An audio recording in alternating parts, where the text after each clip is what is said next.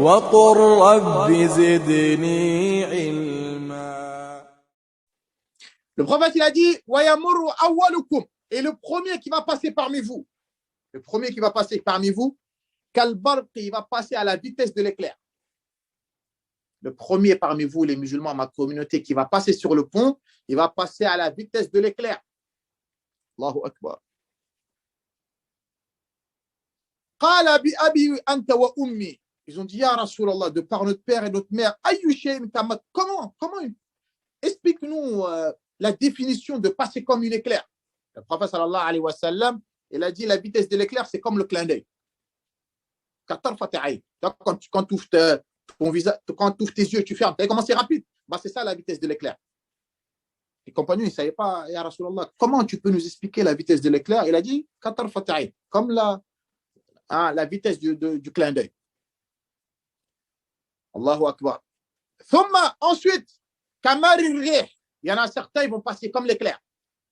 Très, très vite. Il y en a, ils vont passer comme la vitesse du vent. La vitesse du vent, elle est moindre que la vitesse de l'éclair. Ça va dépendre de tes œuvres, en fait. Il y en a, ils vont passer comme le vent, à la vitesse du vent. Il y en a, ils vont passer à la vitesse d'un oiseau qui vole en haut. Certains oiseaux, ils volent vite. Il y en a, ils vont passer à la vitesse de l'oiseau. Dans d'autres versions, il y en a, ils vont passer comme un cavalier qui cavale avec un cheval. Il y en a, ils vont passer à la vitesse du cavalier. Il y en a, ils vont courir. Il y en a, ils vont courir comme, je ne dirais pas Usain Bolt, mais même plus rapide. Même. Il y en a, ils vont courir comme un homme qui court vite. Allahu Akbar.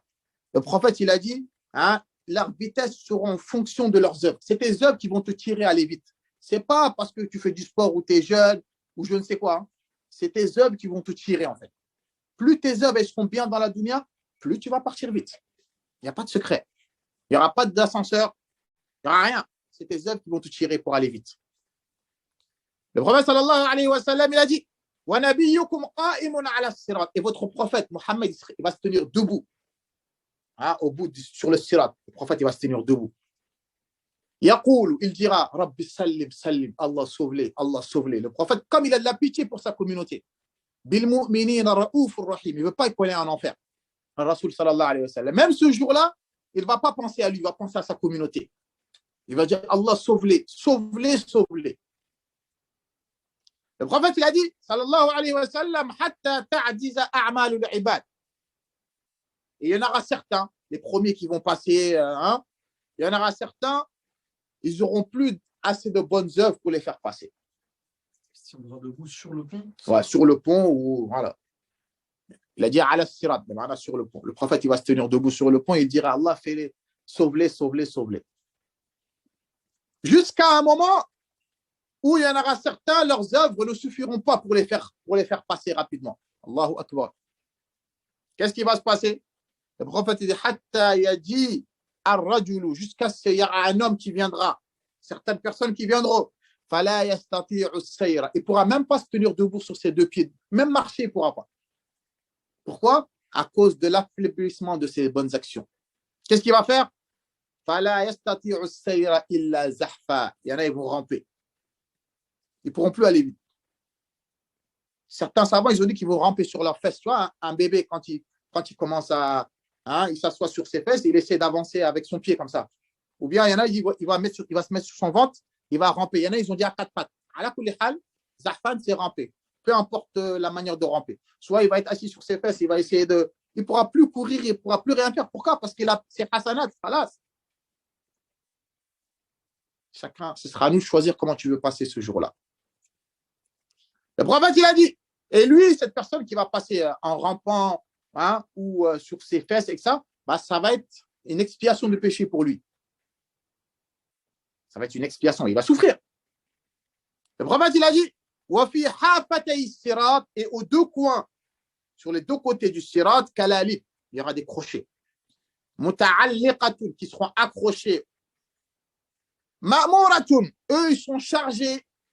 C'est des crochets, ce n'est pas des crochets qu'on a mis au hasard, mais c'est des crochets qu'on leur a dit de prendre certaines personnes bien spécifiques. Un tel, il passe pas.